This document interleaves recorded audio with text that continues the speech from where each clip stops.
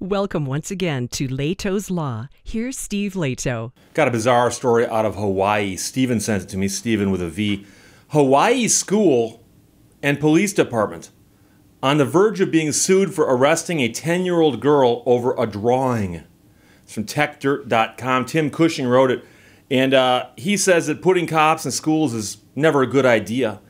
It only encourages school administrators to hand over discipline problems to the proper authorities, which is what administrators used to be until the addition of law enforcement on campus. I did a video a couple years ago about how often children get handcuffed by police, and it was one of the videos that caused the most pushback from my audience. But we'll get to that in this story. Having cops on hand also appears to encourage parents to demand law enforcement respond to disciplinary problems when, again, disciplinary problems you'd think could be handled by the school. So in Hawaii, a 10-year-old student was arrested over a drawing another student's parent didn't like. The school and the police department are on the verge of being sued by the student and the ACLU. The ACLU has sent over a letter basically putting them on notice of the upcoming lawsuit. So on the morning of January 10th, 2020, someone complained to school officials about a sketch made by a student, and other students were involved also, and that sketch had been drawn in response to a student who had bullied the student in question. The parent insisted that school officials call the police. Call the police because a student who's 10 years old drew a picture that I don't like. After arriving on school grounds, police interrogated the 10-year-old, handcuffed her, arrested her, and transported her to the police station, all without letting her see or speak to her mother. The police and school officials took these actions despite the fact that the student was cooperative, did not pose any danger to any person or herself, and without taking into account the fact that, do you handcuff her so she doesn't make another drawing on the way to the police department? You're arresting her for a drawing she made. The demand letter from the ACLU goes into greater detail about the incident, including police officers keeping her mother from speaking to her until after she'd been cuffed and taken to the police station. School did not notify the mother that her daughter was being questioned by police and made no effort to ensure the student had any counsel, such as an attorney, advocating for her or ensuring her rights weren't violated. Everyone involved in this acted like it was out of their hands, which Tim Cushing says is an inevitable series of events stemming from one parent's complaint. So on January 10th, 2020, a phone call was placed to the mother from the elementary school vice principal at 8:42 about the child being in a dispute with another student.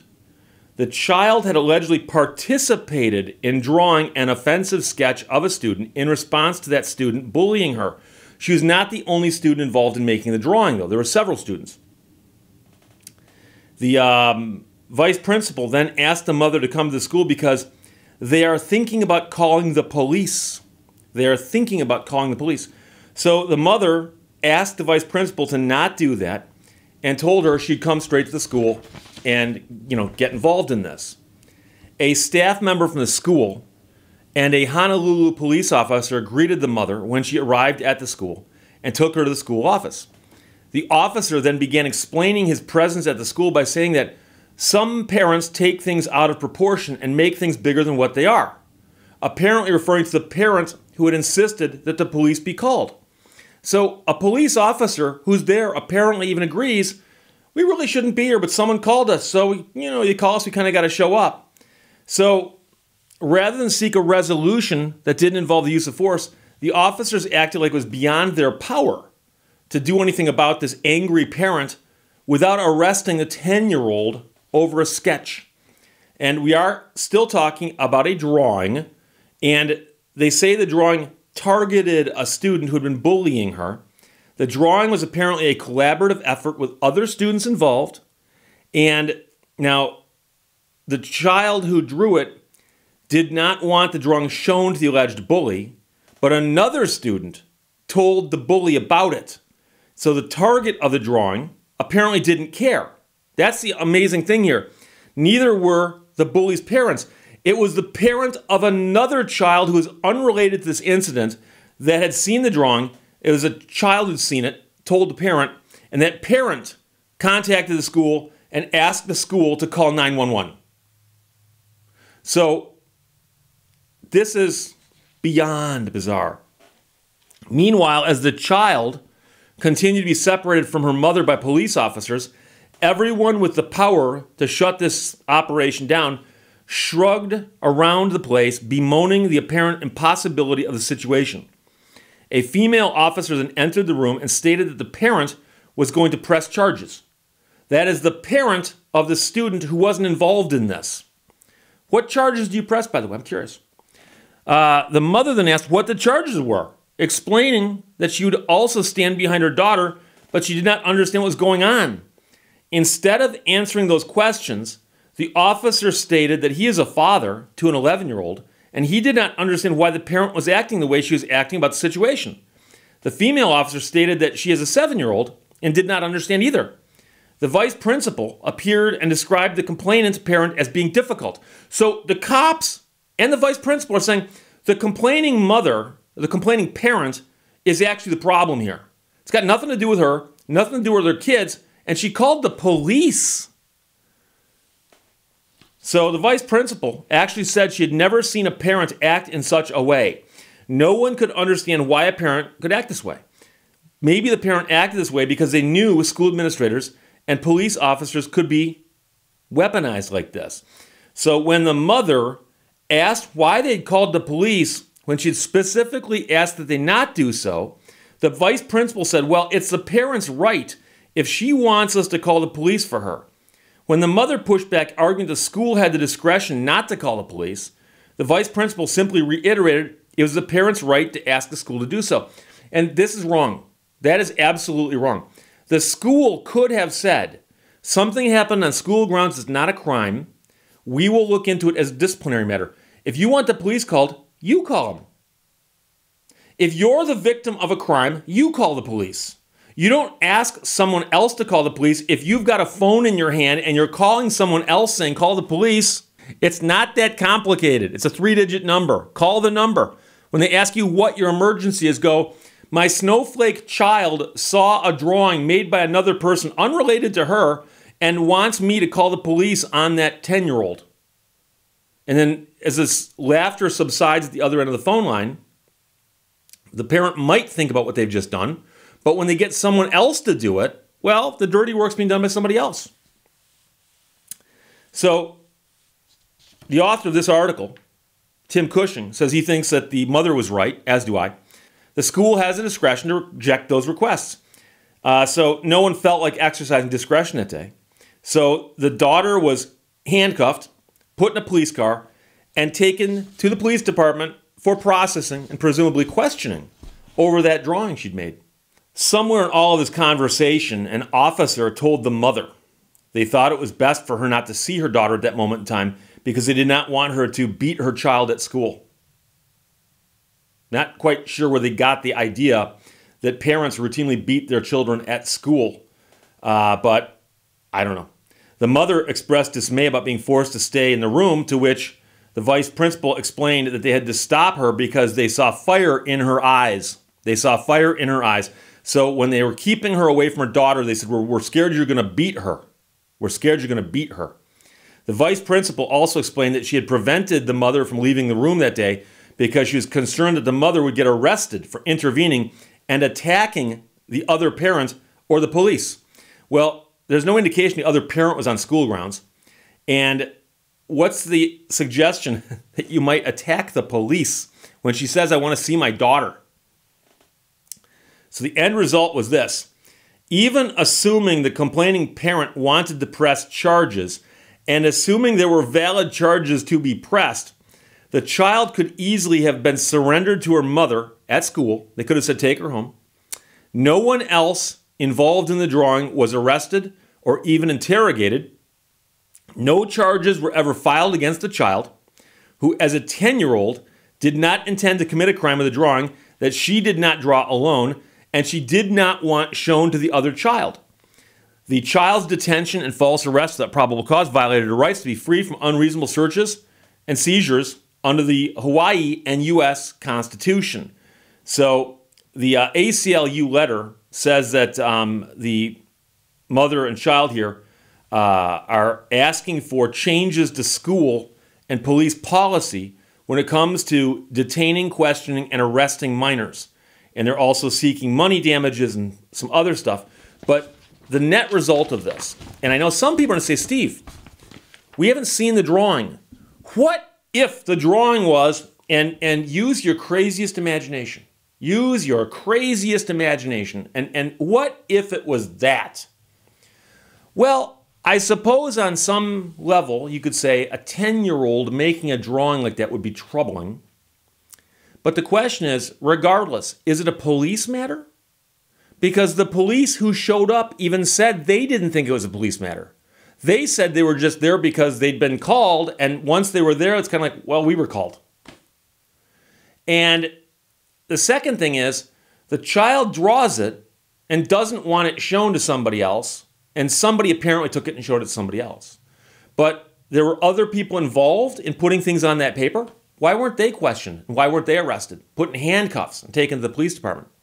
And I have a serious problem with the idea that you handcuff a 10-year-old girl. And the last time I made this statement, I got 2 or 3 people who got extremely upset with me.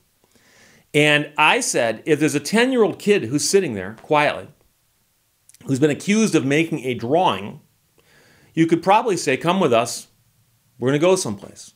If the child doesn't come with you, then you worry about what you're going to do. But the idea that you handcuff someone who's in your custody, we all know the police say they do that for your safety and ours. Okay? Well, you're not putting a 10-year-old in handcuffs for her safety.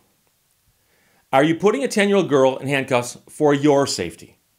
Do you really think you're going to get hurt by a 10-year-old child who's sitting there, not causing a scene, who's been accused of making a drawing? And when I made that statement in my previous video years ago, someone said, but Steve, what if they're armed? What if they have a weapon? There's no indication of that here. There's no indication of that. And so a 10-year-old child who is not as big as a police officer doesn't need to be handcuffed. Does not, and I mean, yes, we could come up with a hypothetical situation where they might need to be, where they're flailing about, or if they do have a weapon. But there's no indication of that here. So we all know what they did here. They handcuffed her because it was show and tell. They wanted to show the parents, look, we took care of this little kid, and we handcuffed him. We took him off the police station, and we did what we needed to do with him. Okay? It was all theater. That's what it was. But to handcuff a 10-year-old child and drag them to the police station and interrogate them without their parent being there is a severe problem. And it's even worse when they aren't accused of an actual crime. Because that's the biggest problem in this entire story, is that no one ever even said what the crime might be. And don't get me wrong, I can think of some situations where something written on a piece of paper could be a crime or a part of a crime. If I walk into a bank and write something on a slip and slide it to the teller, depending on what it says, I could be making a deposit, I could be robbing the bank, right? So you understand that something written on a piece of paper could be the element of a crime. But here, there was no allegation of that because the police never said, oh, by the way, what your kid did was actually a crime.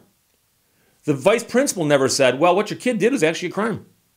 The mother of the other student who was not related to any of this never said, here's the crime I think this child committed. And that is the problem. So we've all seen the shows on TV. There's even a show called 911. And when you call, they go, what is your emergency? And I'm not sure if she actually called 911 per se, or if she simply called the police, although I saw a reference to 911 in there. But they ask you, what is your emergency? What is your emergency? And the mother, being truthful, would have to say, I have a student who goes to school at the elementary school. One of her classmates drew a picture on a piece of paper about somebody that she was having a problem with. And that drawing on that piece of paper upset some other students. Didn't upset my child, but it upset some other students. I want you to send the police and arrest that little girl. Now, I've mentioned before that I think 911 operators actually should be allowed to say this is a stupid phone call. But they can't because maybe when the cop shows up, it's more serious and they thought, who knows?